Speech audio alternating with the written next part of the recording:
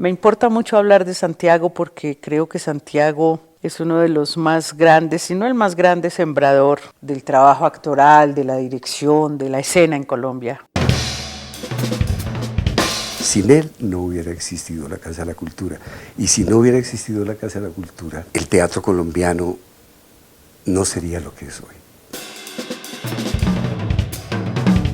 Era el líder natural de esa congregación. Todos parecíamos como unas ovejitas detrás de él. Yo siempre lo he dicho, conocer a Santiago García ha sido como la justificación de mi existencia.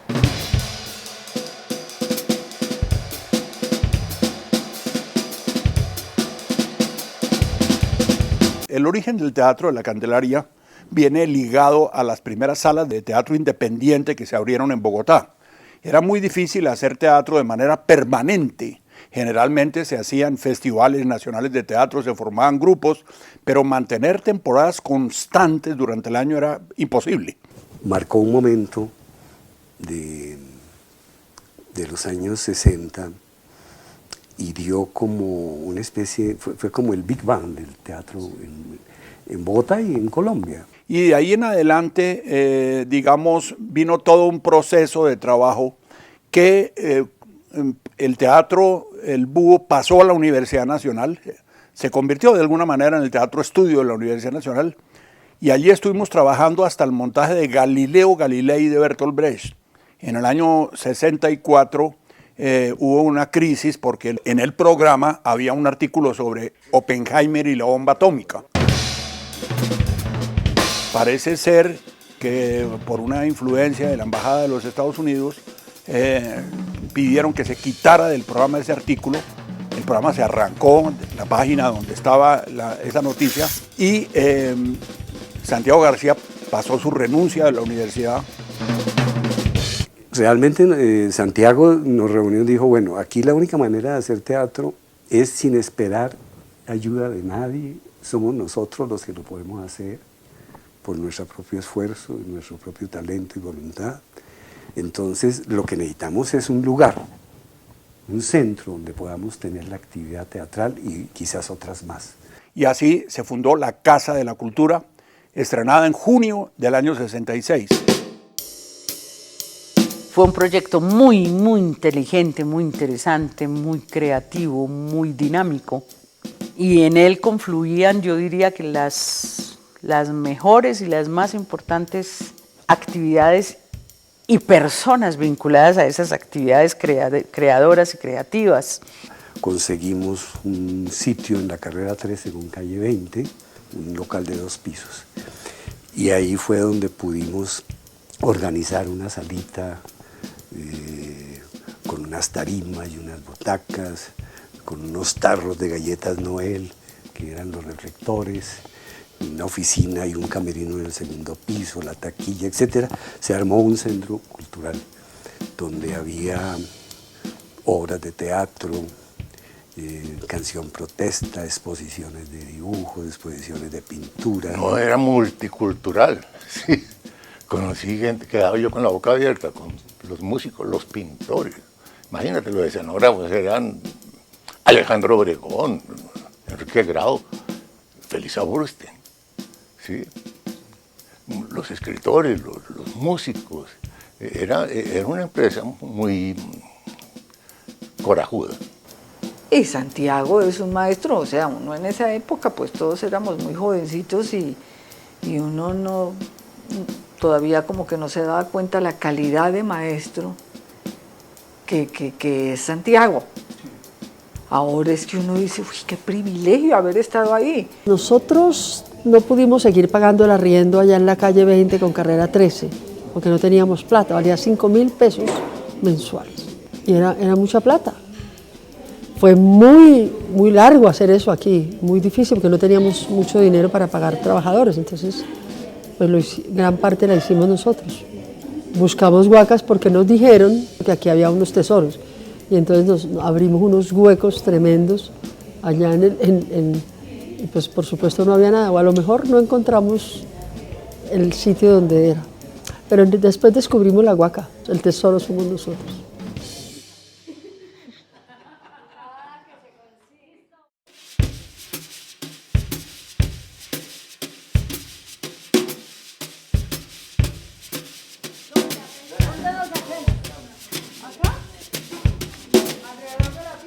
Imagínense ustedes que la primera escritura de venta de esta casa era de 1630, o sea, es una casa de las primeras que se construyeron en Bogotá, fundado en 1538, esto en 1630 como a los inicios de la fundación de Bogotá. La casa nosotros procuramos al máximo la parte vieja dejarla tal como era, por lo tanto desde ese 6 de junio de 1966 hasta ahora han corrido 45 años. Eso es lo que estamos celebrando. Los 45 años de haber fundado esta, no llamémosla ni institución ni empresa, sino esta aventura.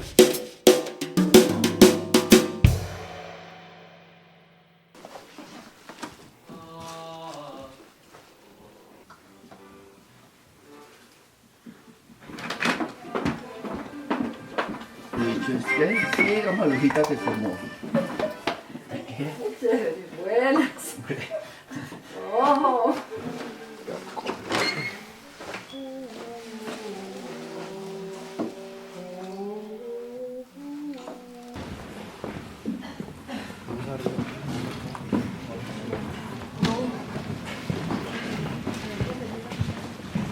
Este año es un año muy especial para nosotros y para nosotras porque estamos celebrando 50 años de vida y de trabajo. Y también este año se conmemoran los 50 años de la muerte de Camilo Torres. En la Iglesia Católica a las mujeres les está prohibido el sacerdocio, pero en el Teatro La Candelaria no. De manera que en esta obra todos y todas son Camilo. Muchas gracias.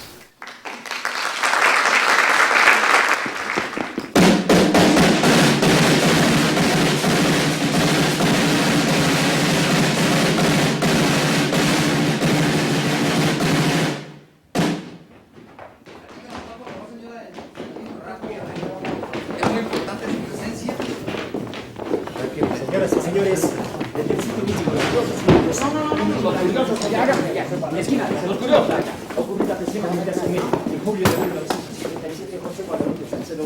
¡Lista, señorita!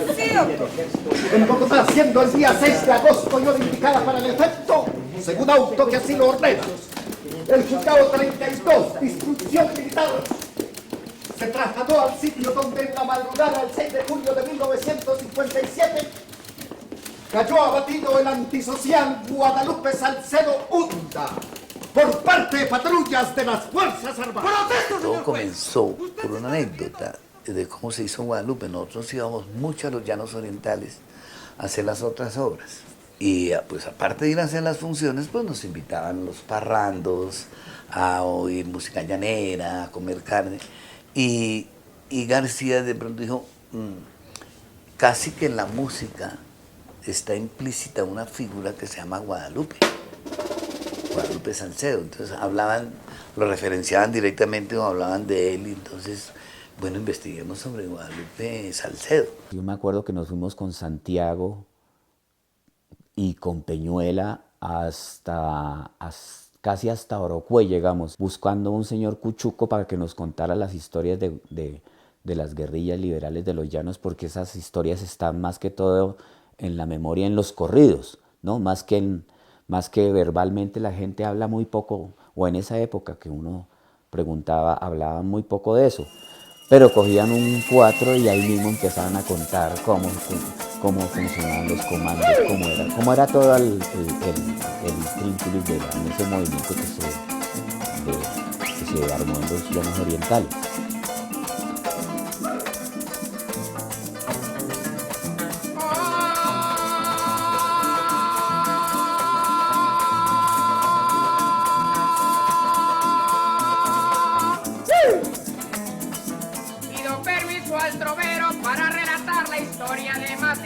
Memoria que tiene el pueblo llanero. Fue por los años 50 que toda Colombia entera se desató la violencia de una y de otra manera. Lo dicen los sabedores que arriba mandaba un godo, se arman los conservadores para quedarse con su Pero la investigación se abrió tanto que llegamos a muchas cosas, ¿no? Entonces, una de ellas es el ejército que se mandó para Corea, para entrenarse, para venir a hacer, para enfrentar a la guerrilla liberal. Eso salió el tiro por la culata, porque eso era una guerra regular y esta era una guerra irregular. Entonces el fracaso del ejército fue grandísimo. Entonces, claro, ¿cómo hablar de eso? Entonces el sargento Robledo, que venía a Corea, todos llegaron muy tocados. Dijo, bueno, toquémonos a este personaje. Y él gritaba, ¿no? ¿Dónde están esos guerrilleros de los llanos orientales? Y no sé qué, y salía ahí echando un discurso. ¿Qué pasa aquí en estos llanos orientales? ¿Qué pasa con la fiesta del sargento Robledo? Everybody, music here, please, okay, música.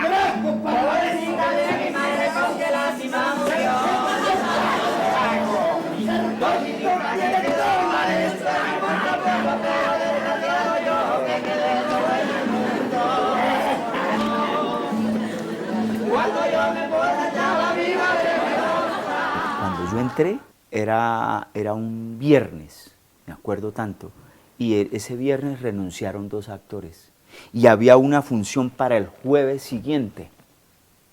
Y entonces, ¿quién podía? No había quién, y me mandaron a mí al agua a reemplazar en Guadalupe a 2 actores, y no hubo ni tiempo para medirme el vestuario, y eso fue en el barrio Policarpa, precisamente.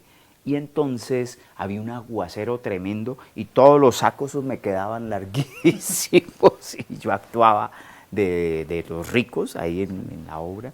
Y eso parecía un guarazapo, pues, porque era con esa vaina, no hubo tiempo. Entonces entré así, fue Guadalupe, como una especie de mándese al agua, literalmente además, porque el aguacero era la acción comunal y eso caía agua por dentro, terrible. En la historia que contamos muchos nombres no aparecen. La revuelta fue tan grande que cruzó este continente. Si Guadalupe Salcedo no aparece en mi cantar, honra nombra mi canto del moricho que salvar. Nombre de todo el pueblo, lo que tiene esa historia. Tengámoslos bien presentes, recordemos la memoria.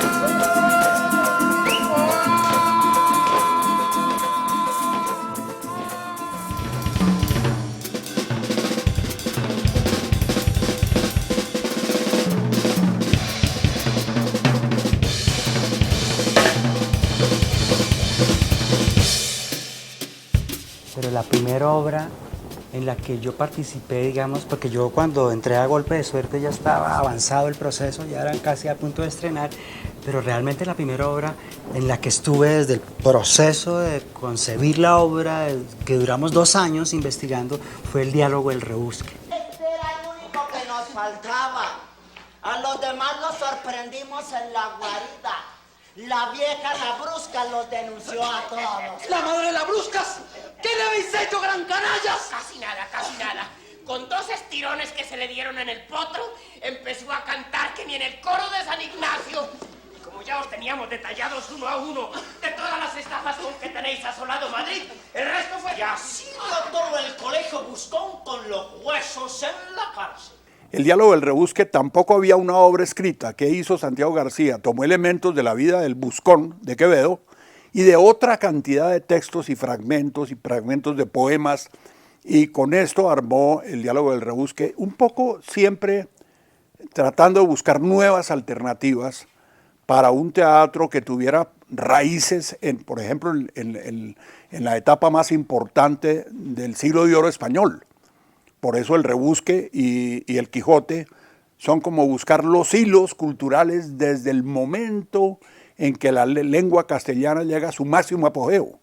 Y es la primera vez también que el grupo ya no asume, digamos, la creación colectiva total, que es decir, la creación del grupo desde el escenario y después una comisión escribía la obra, en el caso de Guadalupe o de Ciudad Dorada, Comuneros, sino esta vez, y eso era, digamos, una de las cosas especiales y particulares de la Candelaria, que se incentivó la escritura individual. Entonces, por primera vez Santiago escribía la obra, el diálogo del rebusque, Peñuela escribió la trasescena, Patricia escribió El viento y la ceniza. Entonces eran los primeros experimentos como de soltarle esa posibilidad también a los actores, y eso fue súper interesante. La obra más hermosa que llevo en mi corazón y que me costó mucha lágrima, me costó renuncia, yo le renuncié a García, fue con el diálogo del rebusque, con el Pablus, porque me manda ese personaje, y ese personaje es muy complejo y complicado.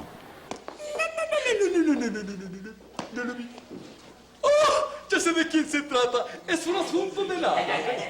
Unos dineros que le presté en una pobre como el duque es tan cumplido me busca. Don Diego. Prima, señora Astilla. Dijéronme que estabais aquí y vine corriendo a saludaros. ¡Cáspita! Este es don Diego Coronel, mi antiguo amo, y si me reconoce, estoy perdido.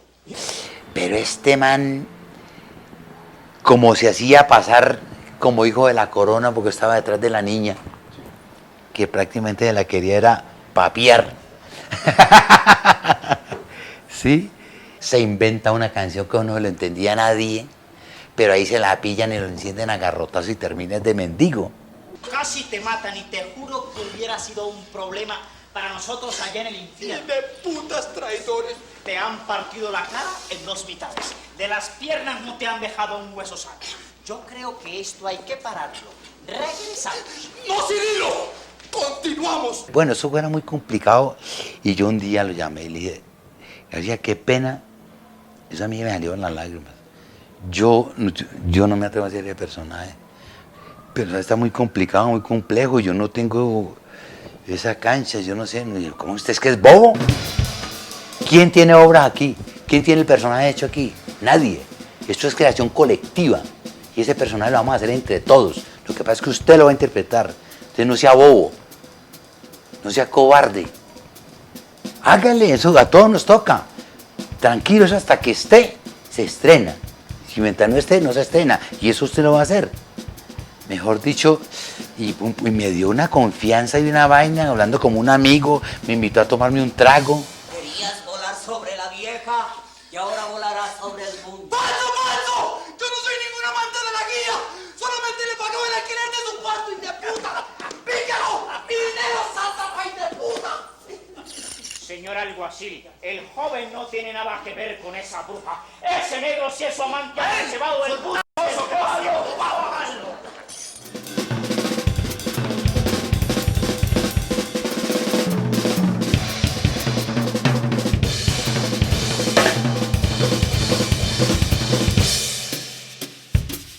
No, pues yo todo lo que aprendí, si aprendí algo realmente, fue a través de él. Sí, comunicaba ideas, impresiones, tenía un humor increíble. Era muy brillante, sí, muy aleccionador. Aprendía uno muchísimo. Es decir, hay personas con las cuales uno tiene una cosmovisión, tiene una visión del mundo parecida a la de la persona que influye en uno. Él tenía la visión corta, mediana y a largo plazo. Él tenía una visión de totalidad de los objetivos de él y los del grupo, de esa amalgama que se iba construyendo en los procesos de las obras. Mucho pensamiento sobre el público también, ¿no? Siempre pensando, bueno, esto se lo vamos a dirigir a quién, pensamos en qué clase de público. Esas son como unas enseñanzas. Conocer la humildad y la ética del oficio, ¿sí? La necesidad de estudiar, pero con un nivel como de desintelectualismo muy grato, desde cómo la literatura y el estudio tiene que volver muy práctico para la vida y más para el arte, que tiene que ser concreto. Tuvimos una relación muy cercana, muy estrecha, de amigos, de director, de maestro, y él es como una sabiduría ambulante. Ha sido la persona que yo más he amado y amo en la cuestión teatral, en la cuestión de la creatividad y de la creación de personajes, de historias, de de referentes. Es un hombre enorme en la escena. Su aporte no es solamente, como decía Nacho, las obras, la dramaturgia, sino la posibilidad de construir también unas reflexiones basadas en una práctica, tanto en el grupo como en esos espacios de investigación. El maestro como formador, el maestro como creador, y claro, lo que tú dices, el maestro como una gran carcajada, el maestro irreverente. Obviamente, sí, el sentido del humor de él era impresionante, a veces, como se dice, un poco sangrón, un poco irónico demasiado, pero era un hombre que podía disolver cualquier solemnidad en las reuniones, en cosas, y nos pegaba unas aterrizadas con un chiste pues además pertinente. Él terminaba diciendo, en últimas, usted se da cuenta es en el culo del espectador. Empezó la obra, es que yo le aprendí muchas cosas a ese man. Pille la nalga. Si el culo está para allá y para acá, sospeche. Si el culo está quieto, ¡pum!, lo agarró. Empezó en la búsqueda de una dramaturgia nacional y de una dramaturgia ligada a la problemática del país. Allí hay todo un legado de Santiago García que indudablemente influyó sobre muchísimos grupos. A partir, digamos, de la experiencia de Santiago y de esta etapa, aparecen cantidad de nuevas propuestas de teatro colombiano, de distintas visiones y de distintas miradas. Pero Santiago prácticamente es el padre del teatro colombiano para mí.